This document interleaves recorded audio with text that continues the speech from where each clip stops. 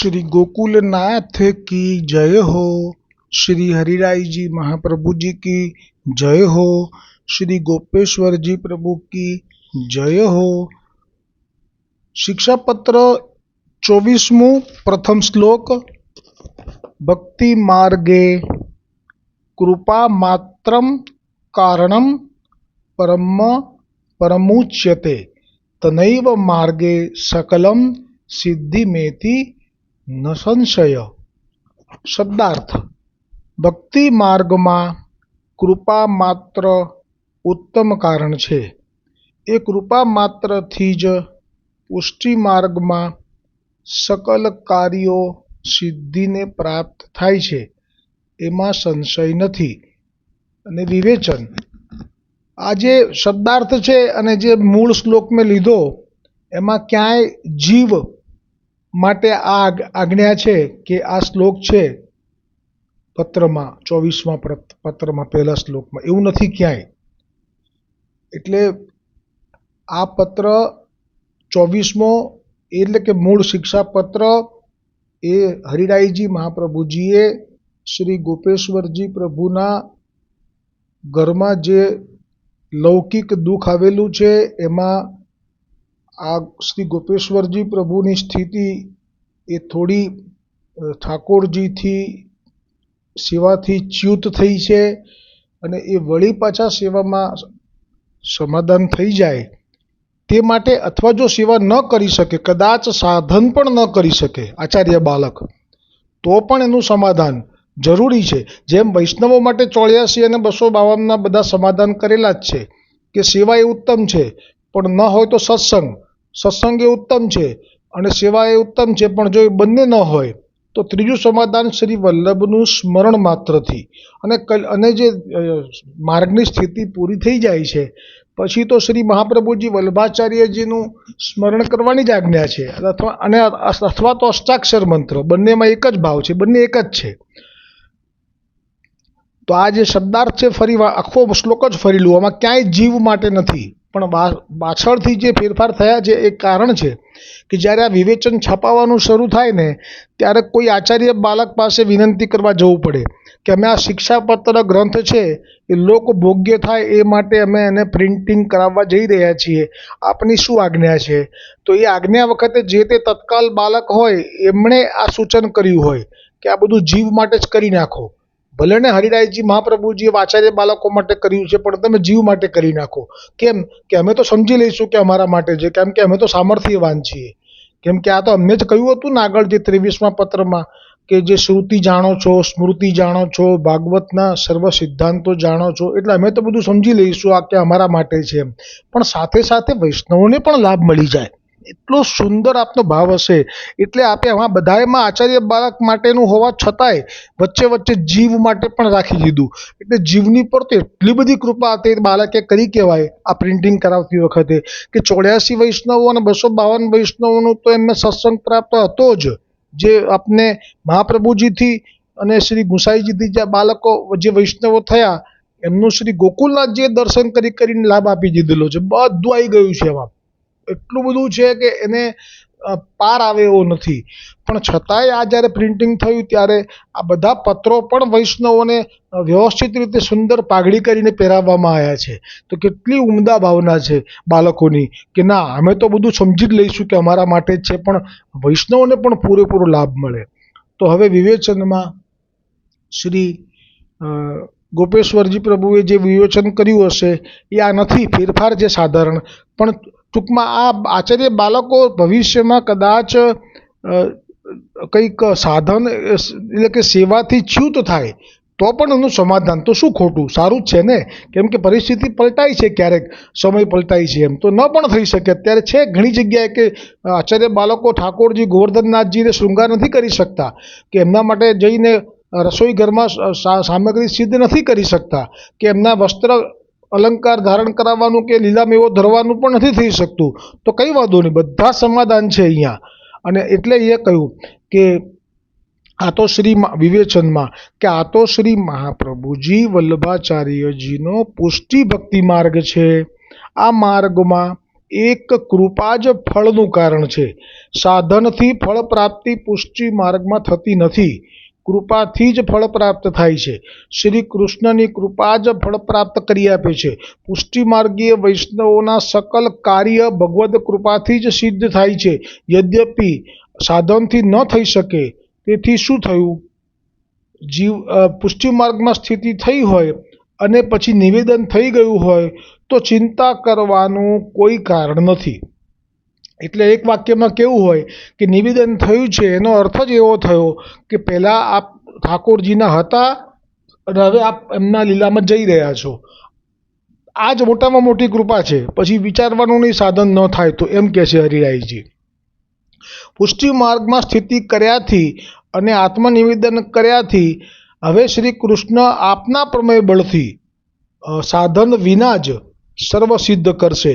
એટલે જેમ આપણે ગોવિંદ દુબેને નિમિત્ત કરી અને મહાપ્રભુજી વલ્ભાચાર્યજીએ નવરત્ન ગ્રંથમાં સર્વ વૈષ્ણવોને માટે એક આજ્ઞા કરી કે ભલે એ જ્ઞાન અવસ્થામાં હશે કે અજ્ઞાન અવસ્થામાં હશે, જ્યારે બ્રહ્મસંબંધ લેવા આવ્યો હશે ત્યારે, અથવા એ વૃદ્ધ હશે કે કદાચ અયોગ્ય હશે, પરંતુ જ્ઞાન અજ્ઞાન કે આવી રીતે સ્થિતિમાં એનું જો બાળક હશે, આવી સ્થિતિમાં પણ જો બ્રહ્મ સંબંધ થઈ ગયો છે, પછી એની લૌકિક ગતિ એ સંભવ નથી. તો આ જે વૈષ્ણવો માટેનું જે છે એ તો મહાપ્રભુજી વલ્ભાચાર્યજીએ નવરત્ન ગ્રંથમાં પ્રગટ કર્યું છે. પણ હવે આ જે સૃષ્ટિ છે બિંદુ સૃષ્ટિ, તો એ બિંદુ સૃષ્ટિ માટેનું સમાધાન એ પછી હવે શ્રી ગોકુલનાથજીએ હરિરાયજી થકી કરાવ્યું છે કે આપ તો સાક્ષાત જે બિંદુ સૃષ્ટિમાંથી પ્રગટ થયા છે, એટલે વળી આપને તો કયું એવું ચિંતા થવી જોઈએ, કેમ કે કૃપા માર્ગ છે આ, અને બધું મહાપ્રભુજી કરશે, આપનાથી સાધન ન થઈ શકે ને બાળકો, તમારે ચિંતા કરવાની ન હોય. આ રીતે આપે આમાં સમાધાન કર્યું છે. એટલે શિક્ષાપત્રમાં આજે આ પ્રથમ શ્લોક આવ્યો છે અને બીજો શ્લોક પણ લઈ જ લઈએ છે સાથે, કારણ કે એની સાથે સુસંગત છે. બીજા શ્લોકમાં હવે શ્લોક લઉં છું સંસ્કૃતમાં, કારણ કે આમાં ક્યાંય જીવ જીવ જીવ નથી આવતું, પણ પછી અહીંયા જીવ જીવ જીવ છાપી દેવામાં આવ્યું છે, એટલે હું અહીંયા શ્લોક પણ લઈશ. તાસુ સ્વાચાર્ય શરણાગતો તૈજ્ઞાપિત પ્રભુઃ યદૈવ કુરુતે કૃષ્ણસ્તદા ભવતી સર્વથા.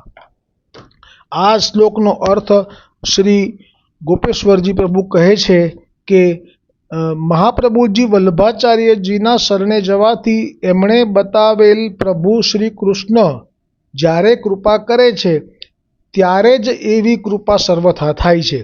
એટલે શરણે જવું એ તો આવ્યું આગળ પહેલા શ્લોકમાં કે નિશ્ચિંતા, પણ હવે કૃપા માટે કોઈ અપેક્ષા કરે કે અમને ક્યારે થાય, તો એ માટે પછી મહાપ્રભુજીએ પણ હાથ ઊંચા કરી દીધા કે એ તો જ્યારે પ્રભુ શ્રી કૃષ્ણ કૃપા કરશે ત્યારે જ એવી કૃપા થશે, એ સિવાય એવું કંઈ શરણે જાય એટલે થવી જ કૃપા એવું ક્યારે પણ માનીને ચાલવું નહીં.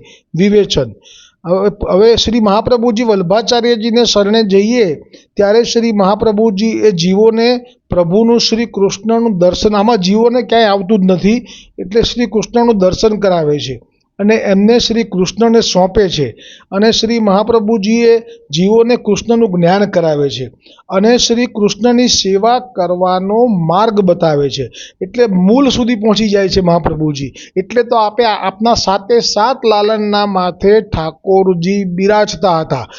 બોલો શ્રી ગિરધરજી મહારાજ કી જય હો, શ્રી ગોવિંદરાયજી કી જય હો, શ્રી बालकृष्ण जी की जय हो, श्री गोकुलनाथ की जय हो, श्री रघुनाथ जी की जय हो, श्री यदुनाथ जी की जय हो, श्री घनश्याम जी की जय हो.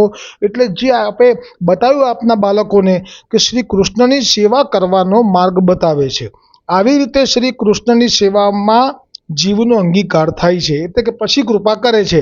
આમ શ્રી મહાપ્રભુજી વલ્ભાચાર્યજી દ્વારા જે શ્રી કૃષ્ણને શરણ આવે છે તેના ઉપર સર્વથા શ્રી કૃષ્ણ કૃપા કરે છે.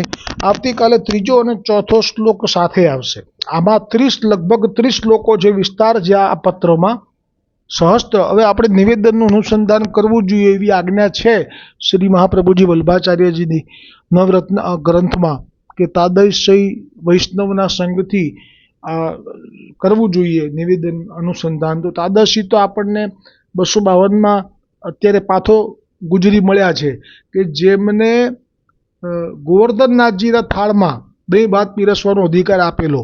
તો આ તાદશી કે જે ઠાકોરજી કૃપા કરીને આજ્ઞા કરે. તો આપણે એ વૈષ્ણવોના સંગમાં જ બેઠા છીએ ભાવ સાથે. સહસ્ત્ર પરિવત્સર મિત કાલ જાત કૃષ્ણ વિયોગ જનિત તાપ ક્લેશ આનંદ તીરો ભાવોહમ ભગવતે કૃષ્ણાય શ્રી ગોપીચંદ વલ્લભાય દેહ પ્રાણ ઇન્દ્રિય અંતઃકરણાની સહસ્ત્ર પરિવત્સર મિત કાલ જાત કૃષ્ણ વિયોગ જનિત તાપ ક્લેશ આનંદ તીરો ભાવોહમ ભગવતે કૃષ્ણાય શ્રી ગોપીચંદ વલ્લભાય દેહ પ્રાણ ઇન્દ્રિય અંતઃકરણાની તદ ધર્માસ દારા અગર પુત્રાત વિધિ પ્રાણી દાસોમ કૃષ્ણ તવાસ્મી દાસોમ કૃષ્ણ તવાસ્મી દાસોમ કૃષ્ણ તવાસ્મી શ્રી કૃષ્ણ શરણમ મમ શ્રી કૃષ્ણ શરણમ મમ શ્રી કૃષ્ણ શરણમ મમ. આ જે બ્રહ્મ સંબંધનો મંત્ર છે એમાં જે શરણાગતિ થઈ જાય છે પછી વારંવાર એનું સ્મરણ કરવાનું કેમ કીધું, નિવેદનનું અનુસંધાન કરવાનું કેમ કીધું? કે જે પૂર્ણ પુરુષોત્તમ છે એમનું આપણને સેવકપણું પ્રાપ્ત થયું છે, બધાથી પર છે, બધાથી ઉપર છે અને એ આપના માથે ગાજી રહ્યા છે. હવે પછી ચિંતા થવી એ કેટલી બધી નિરાશાજનક બાબત છે. એટલે મહાપ્રભુજીએ નવરત્ન ગ્રંથમાં કહ્યું કે આપ અવશ્ય નિવેદનનું અનુસંધાન કરતા રહેજો. તો એક દોડ લઈ લઈએ છીએ કે જો તમે બ્રહ્મ સંબંધ કર્યા પછી રોજ નિવેદન મંત્રનું રોજ તમે આવી રીતે અનુસંધાન કરશો તો પછી શ્રીનાથજી બધું સંભાળવા માટે તૈયાર છે કે સઘળું સંભાળતા હો મારા શ્રીનાથજી, સઘળું સંભાળતા હો મારા શ્રીનાથજી, મારા શ્રીનાથજી, મારા શ્રીનાથજી, મારા શ્રીનાથજી, મારા શ્રીનાથજી, સઘળું સંભાળતા હો મારા શ્રીનાથજી, દયા દર્શાવતા હો મારા શ્રીનાથજી. હવે જો રોજ નિવેદનનું અનુસંધાન કરે આવી રીતે બધા સાથે મળીને વૈષ્ણવો, તો હવે ગોવર્ધનનાથજી કેવા તૈયાર થઈ ગયા કે આ જીવ તો મને રોજ આ ભાવ સાથે સ્મરણ કરે છે કે એણે મને બધું સોંપી દીધું છે. પછી હવે જવાબદારી શ્રીનાથજી કે છે મારી વધી જાય છે. તો પછી શ્રીનાથજી શું કરે છે? ડગલું ચાલુ ને મારા શ્રીજી છે સાથમાં. પછી તો એ ઘરની બહાર નીકળે તો પણ ઠાકોરજી પાછળ પાછળ. ડગલું ચાલુ ને મારા શ્રીજી છે સાથમાં, સાથે સાથે ચાલતા હો મારા શ્રીનાથજી. બીજું કયો લાભ? હવે એને ભૂલ પડે તો પણ જવાબદારી ઠાકોરજી કે હું બેઠો છું. ભૂલ કરું ત્યારે બુદ્ધિને ફેરવે, ભૂલ કરું ત્યારે બુદ્ધિને ફેરવે, રસ્તો દેખાડતા હો મારા શ્રીનાથજી, રસ્તો દેખાડતા હો મારા શ્રીનાથજી. આ તો રોજ નિવેદનનું જે સ્મરણ કરે અનુસંધાન કરે એમના માટે જો કે મનની મૂંઝવણમાં આંખ થાય આંધળી, મનની મૂંઝવણમાં આંખ થાય આંધળી, હાથને એ ઝાલતા હો મારા શ્રીનાથજી, હાથને એ ઝાલતા હો મારા શ્રીનાથજી. કેમ કે સમર્પણ થયું છે એનું સતત સ્મરણ રહે છે પછી તો એ જવાબદારી એમની વધી જાય છે. એટલે જેવો જીવ છે આ તો, એટલે મૂંઝવણ થાય પણ ખરી, મનમાં મૂંઝવણ આવે, આંખ આંધળી એટલે કંઈ દેખાય નહીં કે શું કરવું એ, ત્યારે હાથ જાળી લે છે. આ એવા છે. અને છેલ્લે કહ્યું કે જો આ નિયમ રાખી લે નિવેદનનું અનુસંધાન કરવાનો તો ચાલી ચલાવે મને પુષ્ટિના પંથમાં, ચાલી ચલાવે મને પુષ્ટિના પંથમાં, ઠેકાણે લાવતા હો મારા શ્રીનાથજી, ठिकाणे लावता हो मारा श्रीनाथजी, मारा श्रीनाथजी, मारा श्रीनाथजी, मारा श्रीनाथजी, मारा श्रीनाथजी, सगळું સંભાળતા હો મારા શ્રીનાથજી, દયા દર્શાવતા હો મારા શ્રીનાથજી. પછી તો આપ અને એમાં સત્સંગ થાય, પાછો નિવેદનનું અનુસંધાન તો થાય, પાછો સત્સંગ પણ થાય. તો પછી છેલ્લે કહ્યું એમ, ચાલી ચલાવે મને પુષ્ટિ પંથમાં. એટલે એ જે ચાલી ચલાવે એટલે પોતે પણ સત્સંગમાં શ્રવણ કરવા માટે તો આપ લાલાયિત રહે જ છે, એટલે પોતે તો આવી જ જાય છે, અને પછી સત્સંગથી આપણને આ પુષ્ટિ પંથમાં નિર્ભય કરી દે છે કે તમે શેની ચિંતા કરો છો. જે ગોપીઓને રાસ માટે મેં આટલી પરીક્ષા કરી, તો તમારી હું થોડી પરીક્ષા તો કરવાનો. અને જે ગોપીઓને રાસ માટે પરીક્ષા કરી આખી રાત્રિ પસાર થઈ ગઈ, તો પણ મેં એમને જે મનોરથ હતો રાસનો પૂરો ના કર્યો, પણ એ ગોપીઓએ વિશ્વાસ રાખ્યો કે અમારા ઠાકોરજી બોલ્યા છે તો કરશે. અને ઠાકોરજીએ થોડીક જ ક્ષણની રાત્રિ બાકી હતી, ત્યારે પણ 6 માસની રાત્રિ આપ કરી શકે છે. તો શું આ વૈષ્ણવો જે નિત્ય નિવેદનનું સ્મરણ કરે અને સત્સંગ કરે, તો એના જીવનમાં કોઈ સમસ્યા રહી શકે ખરી? આવશે તો ખરી, પ્રારબ્ધ હશે. મરચું ખાઈએ તો લાય બળે, એમ કર્મ કરે એટલે એનું ફળ આવીને ઊભું રહે. પણ ચિંતા નહીં કરવાની. ઠાકોરજી ચાલી ચલાવે મને પુષ્ટિના પંથમાં, ઠેકાણે લાવતા હો. એક વિશ્વાસ આપે છે કે જો તું મને ભૂલતો નથી, તું મારી ફિકરમાં તો હું તારી ફિકરમાં. તો જો તારી પાસે ધન નથી, તો તારું જેટલું ધન છે ને એટલામાં હું લાંબી ચિંગમની જેમ ખેંચાવડાવીશ અને તારું ગાડું ગબડાવીશ. અને જેની પાસે બહુ હશે ને, એક રાતમાં જતું રહેશે, ખબર નહીં પડે. કારણ કે એને સત્સંગ પણ નથી, એને નિવેદનનો કોઈ ભાવ પણ નથી, હજી માલિકી પણ જ છે કે આ બધુંય મારા નામનું છે, હજી તો આટલો મનોરથ કરીને ભોગવીશ અને પછી તો જવાનું જ છે ને ગોલોકમાં. આવા ભાવવાળા છે, એની પર તો ભગવાન કહે છે, હરિરાયજી કહેશે, એ પણ કહેશે શિક્ષાપત્રમાં કે આવા લોકોની ઉપર તો પ્રભુ દ્રષ્ટિ જ નથી કરતા. પણ જે પોતાના છે, દિન છે, એના તો બધા મનોરથ ઠાકોરજી પૂરા કરવા બંધાયેલા છે. પછી દ્રવ્ય ઓછું હશે ને, તો ઓછું દ્રવ્ય હશે છતાંય નહીં ખૂટે. મેડિક્લેમ નહીં હોય તો એને ક્યારે પણ એવો રોગ પણ નહીં આવવા દે. અને આવી ગયો કદાચ પ્રારબ્ધનો, તો એને પણ ઠાકોરજી અંતર ધ્યાન કરી દેશે. પણ વિશ્વાસ ક્યારે આવશે કે જ્યારે નિવેદનનું અનુસંધાન કરતા રહીશું અને સત્સંગ કરતા રહીશું. બોલો શ્રી ગોકુલનાથ કી જય હો, શ્રી હરિરાયજી મહાપ્રભુજી કી જય હો, શ્રી ગોપેશ્વરજી પ્રભુજી કી જય હો.